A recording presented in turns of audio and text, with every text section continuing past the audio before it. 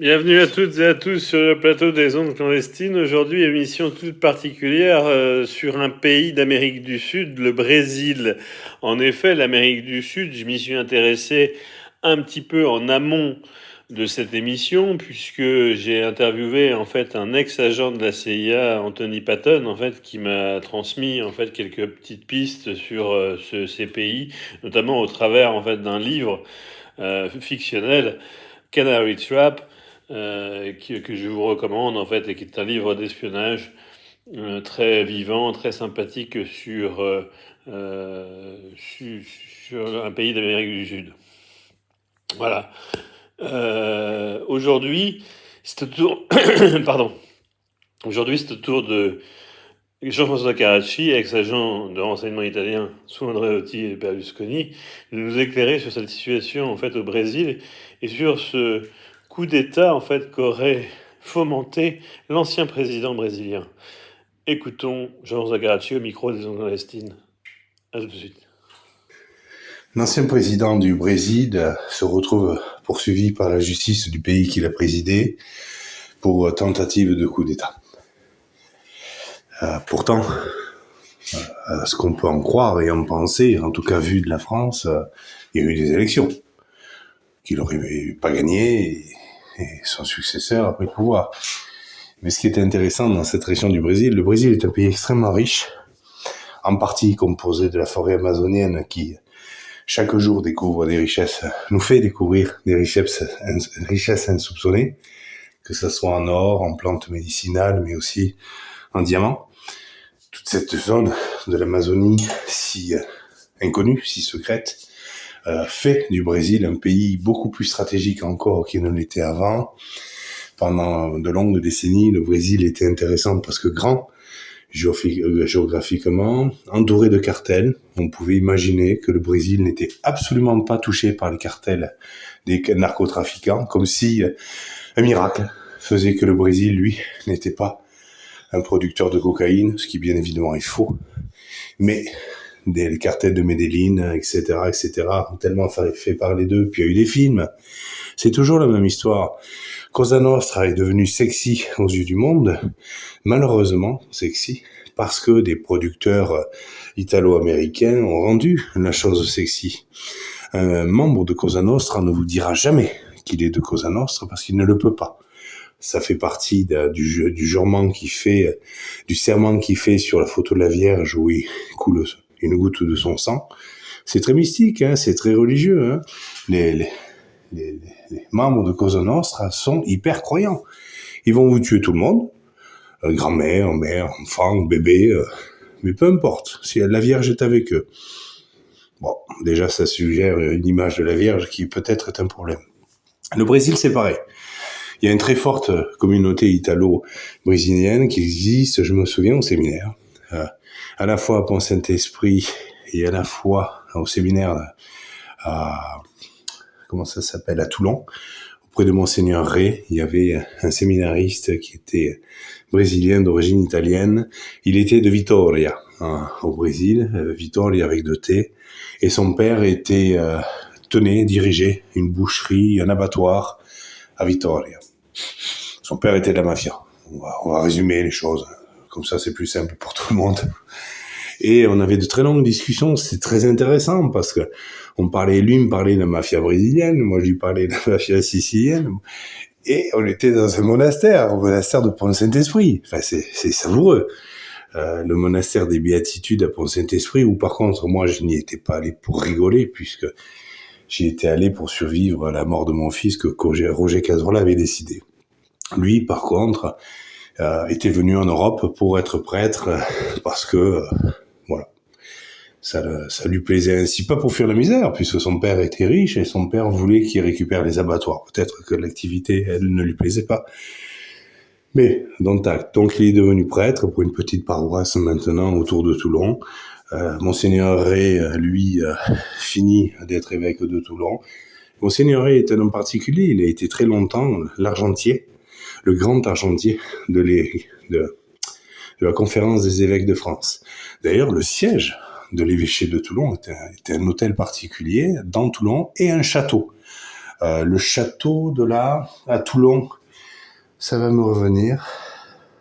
Château de la Castille, à Toulon. Pour ceux qui sont de Toulon, Maurice Andréoli, si tu m'entends, flic à Toulon à la retraite, ami et aristocrate italien, je pense que le domaine de la Castille, le château de la Castille va te parler. J'ai d'ailleurs servi la messe, j'ai co-fait la messe avec Monseigneur Ray, une messe du soir. On n'était que tous les deux dans la maison de l'évêque à Toulon. C'était très intéressant. Moi qui avais 33 ans, lui qui était un vieil évêque très respecté et ayant su mélanger les mouvements charismatiques et les fraternités Saint-Pédis, etc. C'était tout à fait intéressant. Et donc j'ai servi la messe pour cet évêque qui après d'ailleurs, auprès d'un ancien membre de l'Église orthodoxe de France, eh bien, avait dit que oui, j'étais bien fils de roi parce que lui-même savait, par le système des prêtres, le système de renseignement qui est la confession, j'assume, l'évêque, la conférence des évêques de France peut me faire les communiqués de presse qu'ils veulent, j'affirme haut et fort que comment dirais-je, la confession était très utile à l'Église, pour tout savoir sur tout le monde. Après que les prêtres disent le secret de la confession fait que je ne le dis pas un tiers, oui, mais le prêtre fait ce qu'il veut avec les infos qu'il détient. C'est comme ça d'ailleurs que l'abbé Saunière, pour ceux qui sont passionnés de Qatar, eh bien, a fait fortune, est devenu si riche parce qu'il a monnayé les secrets de la confession qui étaient les siens. Il n'a pas découvert le trésor des Templiers, il n'a pas menacé le Vatican de révéler un secret comme quoi, en effet, Jésus n'était pas mort et que Marie-Madeleine eh bien, avait été sa femme et pas sa pute, parce que c'est quand même un comble de faire passer cette femme pour une prostituée. Il y a des registres des stupes ou de la brigade des mœurs d'il y a 2000 ans qui stipuleraient que Marie-Madeleine suçait des bites au kilomètre. Non. Ça, c'est des prêtres qui, eux, aimaient sucer des bites, qui se sont mis à détester les femmes, parce que, il faut savoir que dans les Borgia, bon, les Borgia étaient un peu tarés, c'est une famille qui a vraiment existé, et papa Borgia, il adorait baiser sa fille, qui était un peu trop belle. Bon. En même temps, il faut pas aller chercher si loin dans l'histoire, on connaît un Michel qui aimait bien se sauter ses filles, dont Margaret. Donc, vous voyez, c'est pas forcément très compliqué d'être un féru d'histoire pour savoir ces choses-là. Bon. Je vous parle de ça, pourquoi ? Parce que le Brésil n'est pas un miracle économique ou une culture à part dans le monde de l'Amérique latine, mais le Brésil a bénéficié notamment par ce charme particulier qui est le sien, par ses très belles villes, par sa culture, par son carnaval, voilà, d'une image tout à fait miraculeuse. Sauf que le Brésil, c'est des mafias et des cartels à tous les coins de rue, et ce sont eux qui décident de qui prend le pouvoir dans le pays. C'est là où ma boucle est destinée à vous proposer ce raisonnement-là. C'est que l'ancien président brésilien comme le nouveau ne sont acceptés, ne sont cooptés que s'ils font des promesses. Et s'ils ils tiennent pas ces promesses, ils se retrouvent à être accusés de choses qu'ils ont faites, parce qu'il arrive que des anciens présidents, quel que soit le pays, aient fait les conneries qu'on leur reproche. Est-ce que c'est parce que c'est la fonction qui l'autorise ? Je suis pas sûr que, par exemple, recevoir le président syrien actuellement, qui est co-responsable des attentats du Bataclan il y a 10 ans, fasse partie des intérêts supérieurs de la France. Mais on va nous expliquer qu'on est des cons, qu'on comprend rien, et qu'il faut faire avec parce que c'est comme ça. Dont acte. L'ancien président brésilien aujourd'hui se retrouve dans une merde pas possible, qu'il soit coupable ou qu'il soit innocent, il tombera parce que il a fâché des gens qu'il fallait pas fâcher. Et là, ce podcast va peut-être vous décevoir, mais je ne vais pas vous offrir de révélations qui donneraient en pâture un nom, parce que déjà, je veux pas de problème, je veux pas qu'Aurélien Leroy ait de problème, et je veux pas que vous ayez de problème non plus. Parce que bien que auditeur, si vous aviez en possession une information qui pourrait intéresser je ne sais qui, eh bien, ça pourrait générer une boucle, un effet domino qu'on ne soupçonne pas. Donc mon podcast est juste destiné à cela. Le Brésil n'est pas une démocratie. Le Brésil est un pays plein de charme au premier abord. C'est comme souvent en Sicile. Quand j'étais gosse, parce que j'ai grandi en partie en Sicile, à Castellammare del Golfo, entre Palerme et Trapani, et je voyais tous ces touristes, les yeux brillants, adorer être en Sicile, et puis certains me disaient « Ah, c'est génial que tu vives là ». Bon, déjà, moi, j'avais pas choisi de vivre là, hein. Je suivais le père Carracci qui faisait ce qu'il avait à faire. Et puis, dès qu'un touriste avait un problème, là, il se rendait compte que c'était peut-être moins amusant. Parce qu'en Sicile, les touristes disparaissent. Il faut pas devoir une note d'hôtel à un hôtel sicilien, et il faut pas que votre femme soit trop belle. Parce que j'ai connu de souvenirs d'enfance de très belles touristes qui ne sont jamais rentrées chez elles et que leur mari cherche toujours, parce que les réseaux de prostitution se sont dit, tiens, elle va me rapporter pas mal. Donc il faut faire très attention, et c'est ça l'idée de ce podcast. Moi, je suis pas un complotiste et je suis pas un paranoïaque. Je connais la noirceur de ce monde parce que j'ai grandi dedans. Le nom que je porte, Carracci, qui est un très joli nom, hein, très sonore, très charmeur, hein, plein de charme, est un nom qui m'a fait grandir dans les secrets du monde. Et c'est intéressant. C'est pas toujours été évident de voir se faire buter des gens devant soi, c'est pas évident. De voir son fils se faire tuer dans le ventre de sa mère parce que j'étais finalement pas un assez riche sicilien, mais un bâtard de Roumain, c'était pas marrant non plus. Mais tout ça m'a façonné. Il y a aucune résilience, hein. Je suis pas en colère, je vais pas me venger, personne ne risque sa mort.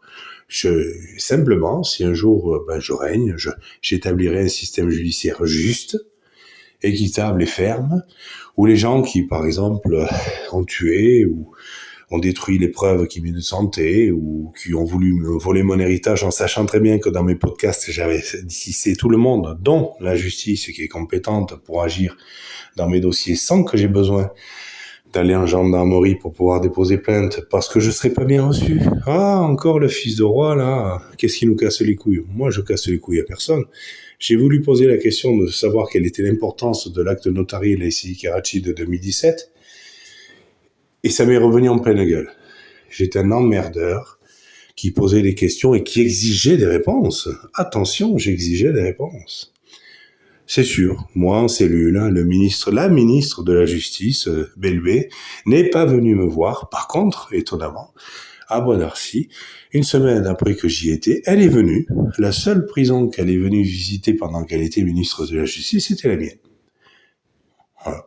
Au moment où j'y étais, et je l'ai vue, enfin je l'ai croisée. J'étais moi au petit quartier, au quartier tranquille, paraît-il, alors que le grand quartier et les petits quartiers restent des endroits extrêmement dangereux. Alors tes connards t'expliqueront qu'en prison c'est pas un club de vacances, donc c'est normal que ça soit dangereux, dont acte, hein. Donc pourquoi Sarkozy se plaindrait d'avoir mangé des yaourts pendant 3 semaines? C'était pas des bifidus actifs peut-être, c'est pour ça qu'il a mal vécu sa petite expérience. Pourtant les pornos sont gratuits, hein.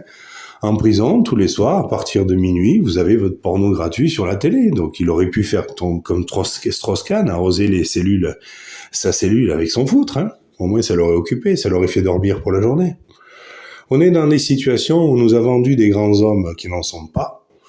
Est-ce que Bolsonaro est un grand homme ou n'en est pas? J'en sais rien. Ce qui est sûr, c'est qu'il est devenu président d'un pays qui est extrêmement complexe, et qui est donc, au-delà du masque, du charme du carnaval de Rio avec les gonzesses en string qui se remuent, eh bien c'est un pays extrêmement compliqué, totalement entouré de cartels, et étant en lui-même un pays très bien organisé dans le grand banditisme. Et voilà, l'émission des ondes clandestines consacrée au Brésil, c'est terminé. Vous avez pu voir en fait que Jean-François Carracci, par sa dernière phrase, est intéressante. En fait, c'est un pays entouré de cartels. Le narcotrafic n'est pas loin. La piste, en fait, que nous avons suivie depuis aux ondes clandestines, qui nous a mené en fait du Venezuela en Colombie, en fait, puis à présent au Brésil, n'est pas terminée. Et je vous demande de suivre à nouveau cette piste sur les ondes clandestines. À très bientôt. Au revoir.